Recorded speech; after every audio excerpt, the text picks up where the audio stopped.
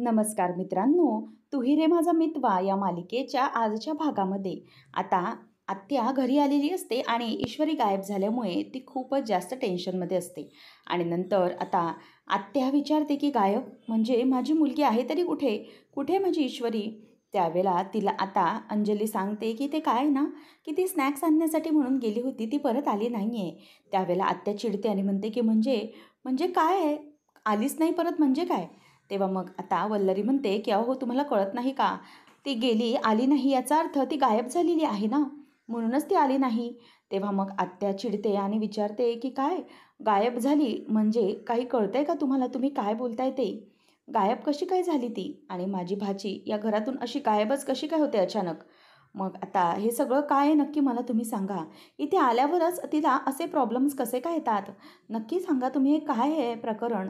तेव्हा मग मामा म्हणतात की "अहो शांत व्हा. तुम्ही शांत व्हा. सापडेल ईश्वरी." आणि अर्णव आणि आकाश तिला शोधण्यासाठी गेलेत ना, काळजी करू नका, सापडेल ईश्वरी. तेव्हा मग आता जयू आत्या म्हणते की "काय? म्हणजे सापडेल याचा अर्थ काय? कुठे गेली आहे ती? काहीच कळायला मार्ग नाही आहे. तुम्हाला कळतंय का किती प्रॉब्लेम होईल ते? म्हणजे ती कुठे गेली आहे, काय गेली आहे, कोणाला काहीच माहिती नाही. इतका उशीर झाला, कोणी मला काही कळवलं पण नाही. अगं नम्रता, तू तरी मला कळवायला हवं होतंस ना, की अशी गोष्ट आहे. मग तू मला का नाही सांगितलंयस?"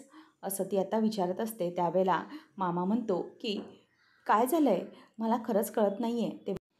त्यानंतर मग आता आजीला पण टेन्शन येऊ लागतं. आजी म्हणते की "मला कळतंय की तुम्हाला काय वाटतंय ते. कारण ईश्वरी ही गायब झाली याचं आम्हाला पण खूप वाईट वाटतंय. त्यामुळे प्लीज तुम्ही काळजी करू नका. थोडा वेळ थांबा. काय आहे, अर्णव गेलाच आहे तिला शोधायला. तो लवकरच येईल. मग समजेल आपल्याला ईश्वरीचं नेमकं काय झालंय ते. आपण वाट बघूया ना थोडा वेळ." तेव्हा मग आत्या चिडलेली असते. ती म्हणते की "नाही, मला आता अजिबात वाट वगैरे बघायची नाही आहे. ईश्वरीचं काय होईल काय नाही हे कळत नाही आहे. तुम्हाला काय हो, तुमचं मोठं घर असतं, मोठं छप्पर असतं, परंतु आमचं तसं नाही आहे. माझ्या भावाने मोठ्या विश्वासावर तिला इथे पाठवलं आहे, इंदोरवरून मुंबईला. आणि जर तिच्या जीवाचं काही झालं तर मग आम्ही काय करणार आहोत?" असं ती आता तिला विचारते. त्यानंतर मग आता इथे ईश्वरीला आली नाही म्हणून मामी खूप चिडलेली असते आणि त्यांना उलट-सुलट अशी बोलत असते. परंतु आता त्यावर अंजली किंवा आजी काहीच बोलत नाहीत. ते गप्प असतात कारण जयू आत्याची काळजी त्यांना समजत असते. आता वल्लरी मात्र अगदी तोंड वाकडं करण्याचं नाटक करून तिच्याकडे बघत असते. नंतर जयू आत्या म्हणते की "नाही, मला ना आता हे सहनच न होणं पलीकडचं आहे. इतका वेळ झाला माझी भाची अजून आलेली नाही आहे. मला काही कळत नाही आहे आता तिचं काय होईल ते. परंतु आता मला इतकं तरी कळतं आहे की ती इथे आली आहे ना, तेव्हापासून हे सगळं चाललं आहे. ती इथे आली आहे तेव्हापासून हे सगळं असं सुरू आहे. तिला काही ना काहीतरी प्रॉब्लेम्स हे येतच असतात, परंतु नाही, आता मी हे सहन करणार नाही." आता त्यावेळेला जयू आत्या म्हणते की "तुम्ही सगळ्यांनी ना एक गोष्ट चांगलीच लक्षात ठेवा. माझी ईश्वरी जर लवकरात लवकर घरी आली नाही ना, तर मात्र बघा मी काय करते. तुमच्या घरातल्या प्रत्येकाला पोलीस स्टेशनमध्ये देईन मी. पोलिसांमध्ये देईन तुम्हाला सगळ्यांना, जोपर्यंत माझी ईश्वरी सापडली नाही. आणि जर काही झालं तर मग बघाच मी काय करते ते."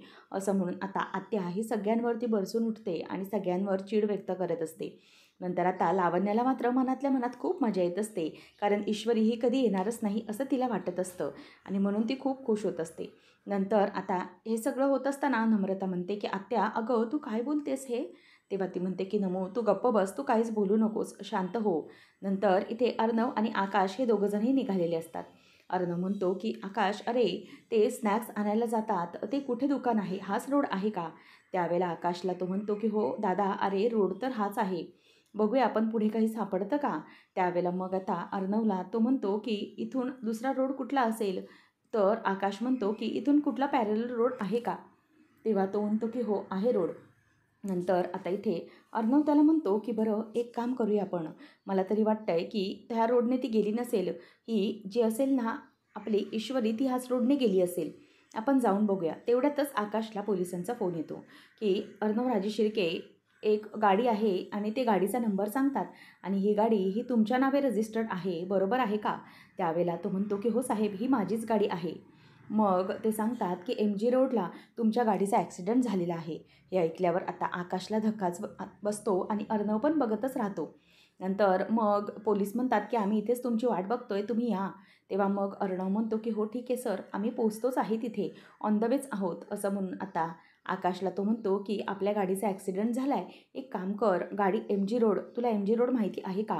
तेव्हा आकाश म्हणतो की हो माहिती आहे. आणि म्हणून ते गाडी वळवतात आणि पटकन MG रोडला आकाश त्याला गाडी घ्यायला सांगतो. आणि त्याच गाडीमध्ये ईश्वरी असते. त्यामुळे आता अर्णवला खूप टेन्शन आलेलं असतं की नेमकं काय घडलं असेल.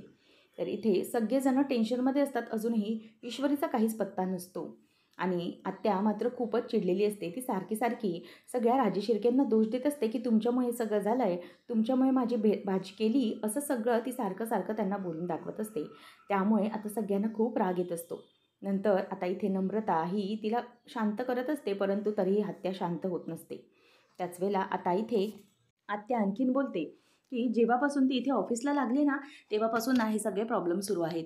म्हणजे काय, कामाचे तास फिक्स नाहीत, काही नाही, उठसूट आपली कामं असतात, काय करायचं काहीच कळत नाही. आणि उगीचच तुम्ही इथे बोलावून घेता आणि मग बोलावून घेतल्यानंतर उशीर होतो आणि त्यानंतर मग हे सगळे प्रॉब्लेम होतात. म्हणूनच हे सगळं घडतंय, कळलं ना? त्यावेळेला वल्लरी चिडते आणि वल्लरी म्हणते की काय बोलताय तुम्ही, तुम्हाला काहीतरी कळतंय का? अहो जरा तोंड सांभाळून बोला, बोलायचं म्हणून काहीही बोलताय का तुम्ही? तेव्हा मग आत्या म्हणते की हो, काय आहे, तोंड सांभाळून काय बोलायचं आहे? ज्याची चूक आहे त्यालाच मी बोलून दाखवते ना. आणि खरंच आहे हे सगळं, इथे आल्यापासून हा सगळा प्रॉब्लेम सुरू झालेला आहे. तेव्हा मग आता इथे लगेच वल्लरी पण बोलायला सुरुवात करते की हो, तुम्ही जरा तोंड सांभाळून बोला, तुम्हाला काय आहे हे सगळं बोलायला? खरं तर ना तुमच्या सगळ्यांची ना ही नाटकंच असतात. सुरुवातीला तुम्ही काय करता तर श्रीमंता घरी त्यांच्या घरी कामाला पाठवता. त्याच्यानंतर मग कामाला पाठवल्यानंतर त्यांच्या सगळ्या गोष्टी तुम्हाला आमच्यावर लादायच्याच असतात. आणि मग त्यानंतर तिकडचं सगळं म्हणजेच सारखं सारखं इथे कसं येता येईल हे तुम्हाला मात्र चांगलं शोधायचं असतं. आणि ते शोधल्यानंतर मग मात्र तुम्हाला एक गोष्ट कळते की काही झालं तरी आमच्यावर आरोप लावायचा. हो की नाही? म्हणजे दुसऱ्यांच्या घरात येऊन आरोप लावायचे एवढंच समजतं तुम्हाला. आता आत्या म्हणते की हे बघा, एक मिनिट, असं काही नाही आहे, तुमच्यासारखं तर मी करत नाही. तेव्हा मग आता आजी आणि अंजलीला काहीच कळत नसतं. त्या म्हणतात की म्हणजे म्हणजे नेमकं काय? तेव्हा आता लगेच ती तोंड उघडते आणि बोलते की मागच्या वेळेला आल्या होत्या ना या लावण्या मॅडम आणि ह्या ताई, ज्या काय आता बोलतायत त्या आल्या आणि आम्हाला नको नको त्या बोलल्या होत्या घरी त्या. आणि म्हणूनच तेव्हाचा राग म्हणून त्यांनी काय मनात ठेवलं आहे की काय, परंतु हे सगळं असं वागतायत त्या. तेव्हाही असंच झालं होतं, ईश्वरी आणि अर्णव गायब झाले होते आणि हे सगळं यांनी केलं. परंतु नाही, आता ना मी या सगळ्याला नाही माफ करणार. लक्षात ठेवा, आता मी तेव्हा गप्प होते परंतु आता गप्प बसणार नाही. नंतर मग आता वल्लरी म्हणत असते की ओ, तुम्ही ना जरा तोंड सांभाळूनच बोला, उगीचच काही बोलायचे म्हणून आमच्यावर आरोप लावत बसू नका. तुम्ही हे जे काही वागताय ना ते खूप चुकीचं वागताय. मला माहिती आहे, तुम्ही इथे तुमच्या मुलीला कामाला पाठवलं, त्याच्यानंतर आता असं काही फंक्शन असेल तर या दुसऱ्या मुलीलाही पाठवता आणि मग त्याच्यानंतर काहीतरी करता आणि मग येता आमच्याकडे पैसे उकळायला वगैरे, असेच तुमचे काहीतरी प्लॅनिंग असतील, मला माहिती आहे ना. त्यावेळेला आता नम्रताला शांत करतच आत्या म्हणते की हे बघा, काही बोलायचं म्हणून बोलू नका, माझ्यावर नसते आरोप लावू नका. त्यावेळेला वल्लरी तिला ओरडते की म्हणते की तुम्ही माझ्या घरात आहात आणि माझ्यावरच आवाज चढवताय, आवाज खाली करायचा. आता दोघींमध्येही भांडण लागलेलं असतं आणि आत्या म्हणत असते की काय आवाज करायचा आहे खाली, तुम्ही माझ्याबद्दल जे काही वागलेत त्याबद्दल माझा खूप राग आहे आणि तुम्हीच आवाज खाली करा, कळलं? असं म्हणून त्या दोघी आता एकमेकींवरती ओरडत असतात. आणि त्यानंतर आता या सगळ्या गोष्टी होत असताना इथे लगेच दोघींवर एकमेकींचे आवाज चढलेले असतात. मामा आता वल्लरीला मागे थांबवण्याचं काम करत असतो आणि नम्रताचंही आता आत्या काहीच ऐकत नसते. त्यामुळे त्या दोघींचंही आता जी भांडणं असतात ते सुरूच असतात. आत्याचा आरोप असतो की ईश्वरीला इथे कामावर ठेवल्यामुळे हे सगळे प्रॉब्लेम झालेत आणि तिथे वल्लरी म्हणत असते की तुम्ही मुद्दाम इथे तिला कामाला पाठवले जेणेकरून इथे तुम्हाला पैसे उकळता यावे.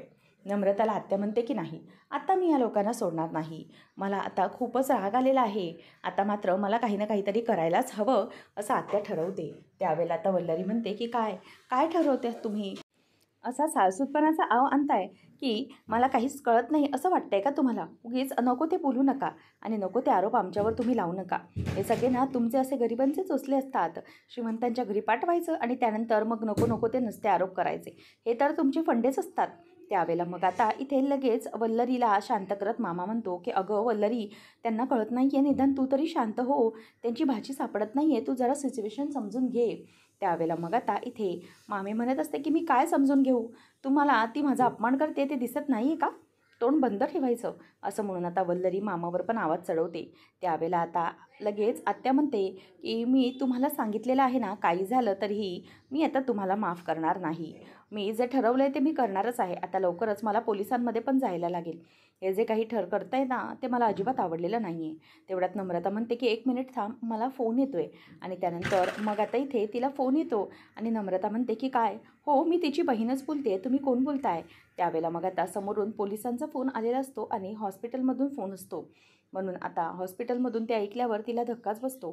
ती म्हणते की काय काय बोलताय काय तुम्ही? त्याच वेळेला आता ती म्हणते की हो पोचतेच मी तिची मोठी बहीण आहे. आणि त्यानंतर मग आता इथे हे झाल्यानंतर ईश्वरी म्हणते की प्रॉब्लेम झाला आहे खूप मोठा. आत्या म्हणते की बोल ना अगं, काय झालं आहे? नम्रता बोल, काय झालं आहे? तेव्हा मग ती म्हणते की एक मोठा प्रॉब्लेम झाला आहे, म्हणजे की अस्पतालमधून फोन आला होता, आपल्या ईश्वरीचा ॲक्सिडेंट झाला आहे असं म्हटल्यावरती आता इथे लगेच ते सगळेजण बघत राहतात. सगळ्यांना धक्का बसतो आणि वल्लरीला आणि लावण्याला मात्र आनंद होत असतो, कारण त्यांना माहीत असतं की या सगळ्या गोष्टी ज्या आहेत त्या सगळ्या गोष्टी आपणच ठरवलेल्या आहेत आणि त्याप्रमाणेच झालं आहे. आता त्याला धक्का बसतो. आत्या म्हणते की काय हॉस्पिटल? अरे परमेश्वरा, हे भगवान, काय झालं हे? असं म्हणून ती डोक्याला आता हात लावून घेते. माझ्या ईश्वरीला काय झालं असेल असा विचार तिला पडलेला असतो. अंजली म्हणते की प्लीज तुम्ही शांत व्हा, आपण बघूया ना काय करता येईल ते. मी पण येते नम्रता तुमच्याबरोबर हॉस्पिटलमध्ये. त्यावेळेला आत्या म्हणते की 1 मिनिट थांब, काहीच गरज नाही आहे, कोणीच यायचं नाही आहे माझ्यासोबत. तुमच्यापैकी कोणीही तिथे हॉस्पिटलमध्ये यायचे नाही. आता नम्रता मात्र रडत असते की होत्याचं नव्हतं झालं आणि माझ्या बहिणीचा अपघात झाला. त्यानंतर मग इथे नम्रता ही म्हणते की आत्या असं काय करते, परंतु आत्या ऐकायला तयार नसते आणि म्हणते की हे बघ, आता आपण दोघी जाऊया आणि खबरदार जर यांना कोणालाही तू त्या हॉस्पिटलचं नाव सांगितलंस तर, असं म्हणून आता नम्रता दोघीजणी निघून जातात. आजीला मात्र खूप वाईट वाटत असतं की या सगळ्या गोष्टी काय आहेत, ईश्वरीचं नेमकं काय झालं असेल असा विचार आता तिच्या डोक्यामध्ये येत असतो आणि त्याने तिला खूप काळजी वाटत असते. त्यानंतर आता वल्लरी आणि लावण्य मनातल्या मनात विचार करत असतात की चला, आपलं काम झालेलं आहे, आपलं काम झालं आहे, त्यामुळे आता काहीच प्रॉब्लेम नाही. नंतर आता अर्णव त्या MG रोडवर ॲक्सिडेंट झाले तिथे पोचलेला असतो आणि पोहोचल्यानंतर आता इथे पोलिसांना तो म्हणतो की सर, मीच आहे अर्णव राजे शिर्के. तेव्हा मग पोलीस म्हणतात की हे बघा, ही गाडी आहे, ही तुमची आहे का गाडी? त्यावेळेला अर्णव गाडीजवळ येतो आणि बघतो आणि म्हणतो की हो सर, ही तर माझीच गाडी आहे. तेव्हा मग आकाश म्हणतो की अरे नेमकं काय आहे, आणि गाडीचा ड्रायव्हर गेला तरी कुठे, हे सगळं नेमकं काय प्रकरण आहे? तेव्हा मग आता अर्णव म्हणतो की नक्कीच सगळा शोध घेतला पाहिजे. ती मिस इंदौर कुठे गेली, या गाडीच्या ॲक्सिडेंटनंतर त्यांचं काय झालं आहे, आणि तसंही काहीच माहीत पडलेलं नाही आहे. ते लोक कुठे गेले आहेत ते? त्यावेळेला आता लगेच पोलीस म्हणतात की हो, आम्हाला तरी कळतं आहे की हा ॲक्सिडेंट झाला आहे, परंतु आता जे कोणी होतं त्यांना शोधायला हवं. आता ईश्वरी मात्र हॉस्पिटलमध्ये असते. नर्स तिला इंजेक्शन देत असते. त्यावेळेला नम्रता आणि आत्या धावत धावत येतात आणि नम्रता तिला विचारते की काय गं, काय झालं आहे, मला कळलं नाही, ही अशी का टेन्शनमध्ये आहेस तू? त्यानंतर मग आता इथे ईश्वरीच्या डोळ्यामध्ये पाणी आलेलं असतं. आत्या म्हणते की ईश्वरी, अगं हे सगळं काय आहे, मला सांगशील का तू जरा? म्हणजे तुझा असा अपघात झाला तरी कसा, आणि हे सगळं काय आहे? आणि मग त्याच वेळेला इथे आता नम्रता म्हणते की हो, कसा झाला अपघात? तेव्हा नम्रताला आता आत्या ओरडते आणि म्हणते की अगं काय बोलतेस काय तू? कसं झालं म्हणजे काय विचारतेस? अगं ॲक्सिडेंटसारखा ॲक्सिडेंट झाला आहे. बरं, त्याच वेळेला मग ती म्हणते की आता कसं झालं ते सांग मला. तेव्हा मग तिथली सिस्टर असते ती आत्याला ओरडते आणि म्हणते की प्लीज तुम्ही जरा ना तिच्याशी इतक्या मोठ्या आवाजात बोलू नका. तुम्ही तिच्याशी हळू बोला, तिला ना त्रास होत असेल कदाचित. तुम्ही उगीच तिला असं मोठमोठ्या आवाजामध्ये बोलून दाखवू नका. तिला ना त्रास होईल, तिला आरामाची सक्त गरज आहे आता, असं आता ती म्हणत असते. आणि त्यानंतर मग आता इथे नम्रता म्हणत असते की आत्या हे बघ, तू शांत हो, तू काहीच बोलू नको. नम्रताच्या बोलण्यावरून आत्या इथे तरी गप्प झालेली असते. नंतर आता ती येते ते म्हणजे आपल्या ईश्वरीकडे आणि ईश्वरीला म्हणते की प्लीज अगं तुला काय झालं आहे? तेव्हा ईश्वरी काही बोलायला जाणार तेवढ्यात सिस्टर पुन्हा येते आणि म्हणते की प्लीज तुम्ही हळू बोला, याने तिला त्रास होऊ शकतो, कारण तिला ऑलरेडी खूप मार लागलेला आहे आणि सुदैवाने काहीही इंटरनल इंजुरी नाही आहेस. आता बाहेरच्या जखमा आहेत, त्या बाहेरच्या जखमा या लवकरात लवकर भरून टाकतील, त्यामुळे डोंट वरी, सगळं काही व्यवस्थित होईल, असं आता डॉक्टर तिला म्हणत असतात, म्हणजे सिस्टर म्हणत असते. तेव्हा आता लगेच आत्या म्हणते की नशीब थोडक्यावरच निभावलं म्हणून बरं झालं, नाहीतर काय होऊन बसलं असतं भगवानच्याने, असं म्हणून आता आत्या देखील ओरडत असते. त्यावेळेला तिला सिस्टर चांगल्यासारखं सांगत असते की प्लीज तुम्ही आवाज वाढवू नका, तुम्हाला एकदा सांगितलेलं कळत नाही आहे का? अहो इथे पेशंट आहेत बाकीचे, त्या पेशंटला पण त्रास होतो ना, म्हणून म्हणाले मी. त्यावेळेला आता लगेच आत्या म्हणते की हो ओके, बाकीचे पण पेशंट का, सॉरी ठीक आहे, मी आता हळूच बोलते असं म्हणून आता ईश्वरीकडे ती बघत असते आणि ईश्वरीला म्हणत असते की काय माहिती कुठल्या मुहूर्तावर तू त्या अर्णव राजे शिर्केच्या ऑफिसवर राहिलीस ना कामाला, खरंच कळत नाही आहे. इतके सगळे प्रॉब्लेम्स येतात तुला त्याच्या ऑफिसमध्ये, खरंच मला कळत नाही आहे. आणि नम्रताला ती म्हणते की अगं इतकं सगळं घडायचं असतं तर मग कशाला उगीच त्याच्या इकडे जायचं. तुम्ही लोक प्रत्येक वेळेला त्याच्याकडे जात असता, प्रत्येक वेळेला काही झालं की आपलं त्याच्याकडे पळायचं, त्यामुळे हे सगळं घडलेलं आहे. कधीही इतकं अति करू नये ना. असं म्हणून आता एक सिस्टर पुन्हा येते आणि म्हणते की हे बघा, तुम्हाला सांगितलं आहे ना मी, तिच्याशी बोलू नका, तिला आता आराम करू द्या आणि तुम्ही बाहेर थांबा प्लीज. तेव्हा मग आता लगेच नम्रता म्हणते की आत्या अगं प्लीज तू जरा शांत हो. त्यानंतर आत्या म्हणत असते की ओके सॉरी, मी आता नाही बोलणार, मी आता पूर्णपणे गप्पच बसते. त्यामुळे आता आत्याला पूर्णपणे गप्पच बसावं लागलेलं असतं, तिला आता काहीच बोलता येत नाही. त्यानंतर आपल्याला पाहायला मिळतं की इकडे ईश्वरीला आठवत असतं की माझा ॲक्सिडेंट कसं झालेलं आहे. आणि आत्या हळूहळू विचारत असते की बरं आता तरी सांग ईश्वरी, नेमकं काय झालं आहे. अगं तुला तो अपघात झाला तरी कसा आणि गाडीचा ड्रायव्हर गेलाय तरी कुठे, असा प्रश्न आता ती ईश्वरीला विचारते. त्यामुळे आता इथे लगेच ती नर्स म्हणते की एक काम करा, तुम्ही ना तिला आता काही प्रश्न विचारू नका, पोलीस आहेत ना ते करतील इन्व्हेस्टिगेशन, तुम्ही आता सगळ्या गोष्टी तिला विचारत बसू नका प्लीज, नाहीतर मला डॉक्टर ओरडतील. त्यावेळेला आता लगेच ती गप्प बसते, कारण तिला कळलेलं असतं की तिची खूप मोठी चूक आहे आणि काहीही बोलून आता चालणार नाही आहे. त्यानंतर मग सिस्टरने आता चांगलाच दम दिल्यामुळे आत्या गप्पच बसलेली असते आणि ईश्वरी त्या गोष्टीचाच विचार करत असते, तिला या सगळ्याचा खूप त्रास होत असतो. त्यानंतर आपल्याला पाहायला मिळतं की इकडे अर्णव हा विचार करत बसलेला असतो की नेमकं हे सगळं काय घडलं असेल. तेव्हा आता अंजली विचारते की काय झालं अर्णव. तेव्हा अर्णव म्हणतो की माझ्या गाडीचा ॲक्सिडेंट झालेला आहे. तेव्हा आता लगेच अंजली सांगते की अरे तेच फोन आला होता त्या नम्रताला की ईश्वरीचा ॲक्सिडेंट झाला आहे म्हणून. तेव्हा त्याला धक्काच बसतो, तो म्हणतो की ती कुठे आहे मग. तेव्हा अंजली सांगते की ती हॉस्पिटलमध्ये आहे. हे ऐकून आता त्याला धक्का बसतो, तो म्हणतो की कुठल्या हॉस्पिटलमध्ये. त्यानंतर मग आता ती म्हणते की अरे तेच तर आहे ना, तिच्या आत्याने समजून दिलेलं नाही की ती कुठल्या हॉस्पिटलमध्ये आहे, कारण तिने आपल्याला काहीच सांगितलेला नाही. तिथे तिची काळजी घेतली जात असेल, परंतु अर्णवला धक्का बसतो की ईश्वरीचा अपघात झाला हा कसा. तर इथे राकेश हा फोन बंद करून असतो आणि त्याचा फोन अजूनही लागत नसतो, म्हणून इथे आत्या टेन्शनमध्ये असते. थोड्या वेळाने ती फोन ट्राय करते आणि म्हणते की राकेश अहो तुम्ही कुठे होतात कुठे. तो म्हणतो की पुण्याला आहे, बोला काय झालं. तेव्हा मग ती सांगते की अहो आपल्या ईश्वरीचा अपघात झाला आहे. तेव्हा मग तो म्हणतो की काय अपघात, ईश्वरीजींचा अपघात कसा काय झाला आहे. तेव्हा ती म्हणते की हो ना, ती ॲक्च्युली होळी खेळण्यासाठी राजे शिर्क्यांच्या घरी गेली होती आणि त्यानंतर स्नॅक्स आणण्यासाठी ती बाहेर पडली आणि त्यानंतरच तो तिचा अपघात झालेला होता. नेमकं हे सगळं काय आम्हाला काहीच कळलेलं नाही आहे. त्याच वेळेला आता इथे हे ऐकल्यावर त्याला पण वाईट वाटत असतं की हे कसं काय घडलं. तेव्हा ती म्हणते की तुम्ही लवकरात लवकर पोचण्याचा प्रयत्न करा. तेव्हा आता तो म्हणतो की हे बघा मी लगेच येतो आहे. ती म्हणते की अहो तुम्ही पुण्याला आहात ना, मग तुम्ही लगेच तरी कसे येणार. तेव्हा तो म्हणतो की बरं ठीक आहे, मी बघतो कसं काय करायचं ते, येतो मी लवकर. असं म्हणून आता तो फोन ठेवून देतो आणि त्याच्या लक्षात येतं की मी काय घोळ करत होतो, काय गोंधळ घालत होतो, की हिला सांगत होतो आता पुण्याला आहे म्हटल्यावरती मला तिथे लवकर पोचता पण येणार नाही, कारण इथे काही झालं तरीही लवकरात लवकर मला ईश्वरीजींकडे पोचलं पाहिजे आणि सगळ्यात पहिले कोण धावून आलं तर हे सगळे हे आपल्याला लक्षात आलं पाहिजे. नंतर मग राकेश विचार करत असतो की ह्या सगळ्या गोष्टीमध्ये मी जर तिथे तिच्यासोबत असलो असतो तर मला तिच्यावर हे सगळं करण्याची गरज नसती पडली. म्हणजे तिला काळजी वाटली असती की मी तिची किती काळजी घेतो आहे आणि ती आता तो टेन्शनमध्ये असतो आणि काही झालं तरी थोड्या वेळात पोचायचं ठरवतो. तेव्हा नम्रता विचारते की काय झालं ईश्वरी, मला जरा सांगशील का. ईश्वरी चिडलेली असते आणि म्हणते की काय सांगू ताई तुला, मला खरंच या सगळ्याचा खूप राग आलेला आहे. एखादा माणूस इतक्या लेवलला जाऊन कसा काय वागू शकतो मला कळत नाही आहे. इतकं चुकीचं हा माणूस वागू तरी कसा शकतो.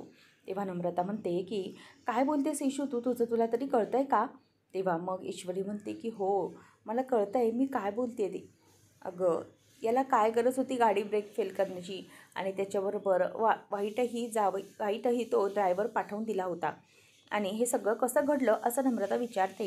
त्यानंतर आपल्याला पाहायला मिळतं की ईश्वरी सगळा फ्लॅशबॅक हा तिला आता सांगत असते की कसं तिला हे सगळं घडलं, कसं तिला पाठवण्यात आलं. नंतर मग ईश्वरी रंग खेळत असताना सगळं रंगाचं ताट असतं ते अर्णवच्या कुर्त्यावरती जाऊन पडतं आणि सगळे रंग त्याच्यावर उडले जातात.